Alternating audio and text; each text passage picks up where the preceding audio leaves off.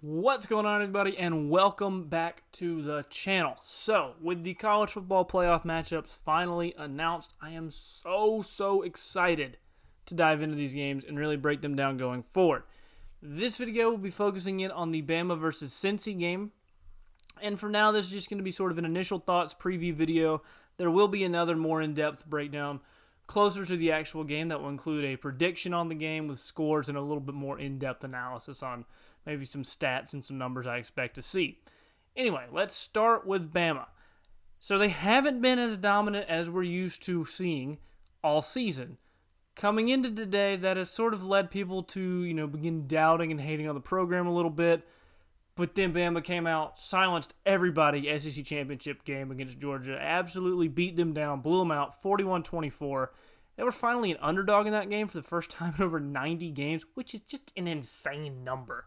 To think that they've been favored in over 90 games in a row, and even when they were underdogs, they've blown out Georgia both times. I think the last time they were an underdog was 2015 against Georgia. They blew out Georgia then too. This time they're an underdog against Georgia. They beat Georgia by 3 scores here. Getting kind of sick of it as a Georgia fan, but it is what it is.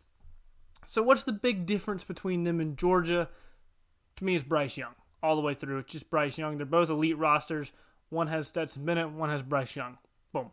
Plain and simple. He was magnificent. He will be your Heisman Trophy winner, I guarantee you. And if he's not, it's a travesty. He will be, though. There's no way he won't be. He went absolutely crazy on what was considered to be a generational defense that Georgia was fielding, and he just lit them up. Just absolutely lit them up. He is the best quarterback and the most impactful player in the country. He is an absolute problem. I don't care how good your defense is. He will get his against you. And so you're going to have to score, because he's going to score on you. It is what it is.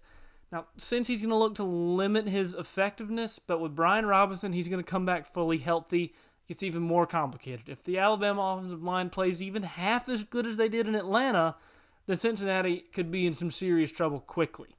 Jamison Williams is going to be the number one target by far, especially now with Mechie out. Huge loss for Alabama, both on the field, off the field. Mechie is, in my opinion, their most complete receiver. Jamison Williams is their bigger playmaker, but Mechie, I think, is a little better receiver for them. He's also a leader for them, and he's a little more experienced with the program. Absolutely massive loss for them. I don't think you can overstate how big of a loss that is for this offense. So that really helps set up a potentially legendary matchup between Ahmad Sauce Gardner and Jamison Williams. I absolutely can't wait to see it. Former defensive back myself, I know, not at a high level by any means. Don't get crazy with it, but former defensive back myself, I love watching good defensive back play. It's rare to see these days. Ahmad Gardner is one of the best out there, and watching him go up against Jamison Williams is going to be super interesting to see, just on a technical level, but also on a big picture thing too. Very, very exciting matchup. With that being said, though, I still expect the Bama passing game to be elite, even with Ahmad Gardner and even without John Mechie, because, like I said, Bryce Young is that dude, and there's just no other way to put it. It doesn't help that despite how good Cincinnati's defense is and has been all season, they're going to be physically outmatched basically across the board, with the exception of maybe like a Myjai Sanders and an Ahmad Gardner. But across the front seven, they're going to be outmatched. In the secondary, they're going to be outmatched as a whole, with maybe, like I said, the exception of Ahmad Gardner. Physically, they're not going to match up. They're definitely punching above their weight class in this one, and it doesn't mean they won't win. That's not what I'm saying, but it does mean that Alabama will have an edge at most every positional matchup. It just is what it is. They have that edge on most teams. They certainly will against Cincinnati. Like I said, too, Brian Robinson is going to come back healthier than before, and I really do expect Bama to try and establish the run game way more than they did against Georgia. Partially because of B-Rob's health coming back, B-Rob being Brian Robinson, if you don't know. But mainly because I think Bama's going to come into this game, they're going to look at the matchups, and they're going to seek to just physically impose themselves at the line of scrimmage against what they're going to consider to be an outmatched Cincinnati team. Not that they're going to come in and be arrogant or anything, but they're going to look at their offensive line and look at Cincinnati's defensive line and their linebackers, and they're going to say, we're bigger, stronger, and faster than them. And they're not wrong. They are. They are. And if you're bigger and stronger and faster than them, and you have Nick Saban at coach, and you got Brian Robinson at running back, and you're down arguably your best receiver, why would you not try to run the ball? I mean, it makes all the sense in the world for them to try to run the ball. And I think also they have a chance to maybe really grind the game out, potentially break Cincinnati's will if they can get that going. Not that I think it's going to happen that way. I'm just telling you, I think Bama is going to go in with the intent to physically manhandle Cincinnati up front, at least early on, and then later on in the second half as they try to wear down on a less deep, less talented roster. And honestly, I think Bama clears 30 points in this game, even if Cincinnati plays a good defensive game. Bama is just going to be that good offensively against anybody, particularly in a game where they have a big talent advantage like they do. I think Bama easily clears 30 in this game, regardless of what Cincinnati does defensively. And if Cincinnati doesn't play well defensively, you could get to a name-your-score situation where it's like an Ohio State, Michigan State type thing, where it's just like, we're going to score every time we touch the ball. So have fun dealing with that. I don't think it's going to be quite that bad by any means. I think it's going to be somewhere in the middle, but I really don't see Cincinnati holding Bama under 30. Seems very unlikely. And now for the Bama defense. They've been much maligned all year long, mainly due to their pass defense. They've had bad coverage busts all season, and in some ways you saw that against Georgia. I mean, Stetson Bennett did throw for 340 yards. He also threw for 2 picks, though. The 2 picks is big in that situation to me. And that's because Desmond Ritter's been somewhat turnover prone. And that's not to say that he's the most turnover prone guy out there. He's certainly not. But he does have 8 interceptions on the year. And to me, that does show that he will endanger the ball fairly often. I'm pretty sure he has multiple games this year where he has multiple interceptions. And he hasn't seen a defense like this. He hasn't seen a defense this athletic. And he hasn't seen a player like Will Anderson. You could argue Notre Dame. I'm sorry, Notre Dame's defense isn't in the same class as Alabama. Kyle Hamilton is their best defensive player, and he's an absolute stud. He's not as good as Will Anderson.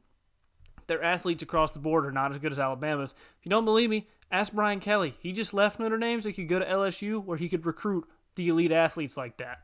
Notre Dame doesn't have the same level of athlete that Alabama does. Notre Dame is a very good team, but they're not the purpose of this video.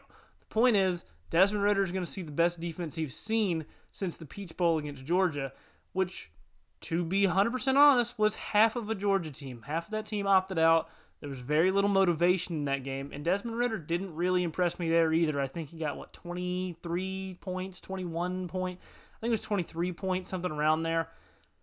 It wasn't a great performance by him. It wasn't a bad performance, wasn't a great performance. He's going to have to be elite, though, because he's up against Bryce Young, and Bryce Young, as I've said, is going to score points.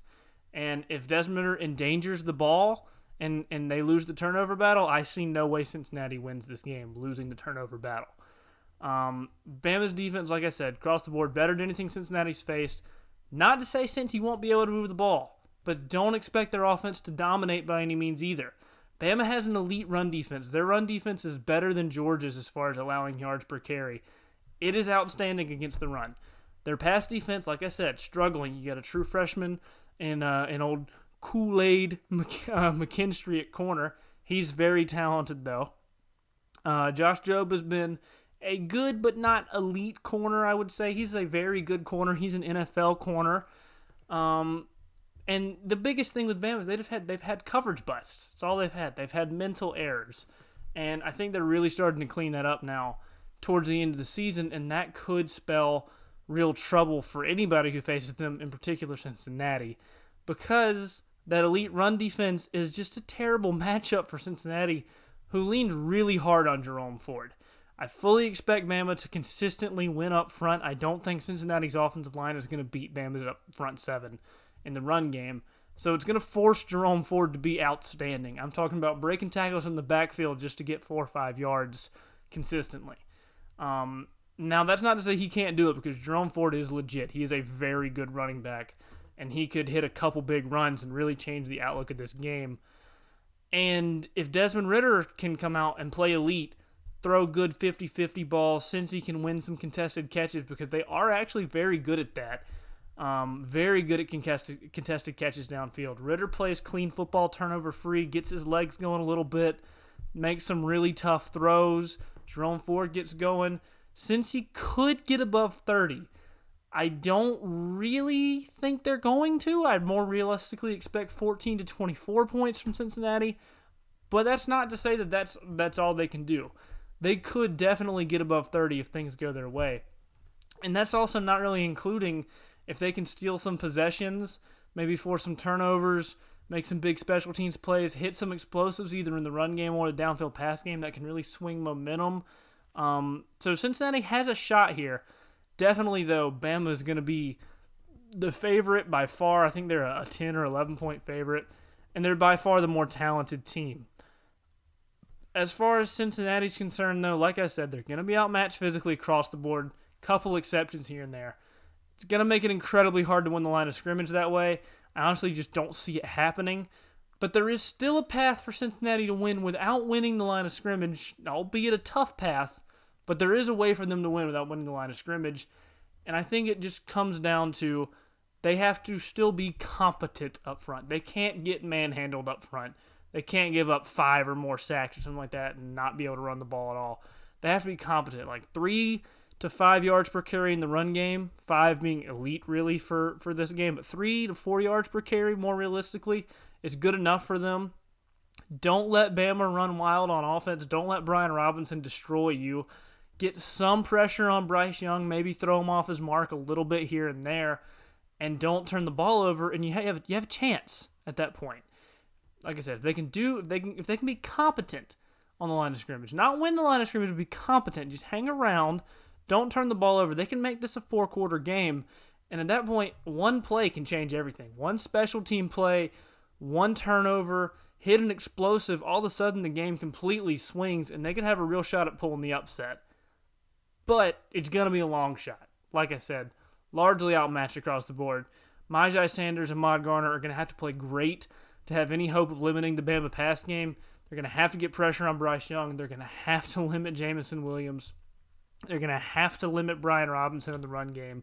Desmond Ritter's going to have to play pretty close to perfect, and you're going to have Jerome Ford hit some explosives and have some consistent run game if Cincinnati wants to have a real shot at winning this game. Even then, it's still going to be difficult for them to pull off. They're going to have an A-plus game and hope Bama doesn't have an A or even really a B-plus game, in my opinion, to win the game. However, that's just my opinion, and Cincinnati could just come out and prove me to be a fool, even if it is incredibly unlikely. I'm still super excited for this game. Super excited to see if Cincinnati can come out, hang around with a physically superior opponent like Alabama. And if I'm being honest, I'm pulling for them to get the upset over the evil empire that is Alabama.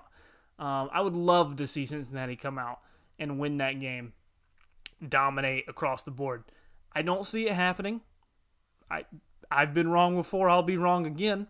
Hopefully I am wrong in this case. As a Georgia fan, I don't know if I want to see Alabama again. But that's besides the point. Anyway, with all that being said, if you've made it this far into the video, you are awesome, and thank you so much for the support. Be sure to comment down below if you think Cincinnati can hang in there with Alabama for this one, and what you think their best path to victory is. For me, like I said, be competent on the line of scrimmage. Desmond Ridder have an outstanding game, hit some explosives, maybe win the turnover battle. That's your best chance. Anyway, like, subscribe to the channel for more college football content in the future, as I will continue to be uploading videos like this and just about college football in general. It helps the channel out a lot with a like and a subscribe. And if you made it this far in the video, why not? Why not? Why not just drop a like, drop a comment like I said. Anyway, that'll do it for me in this one. I will see you guys next time.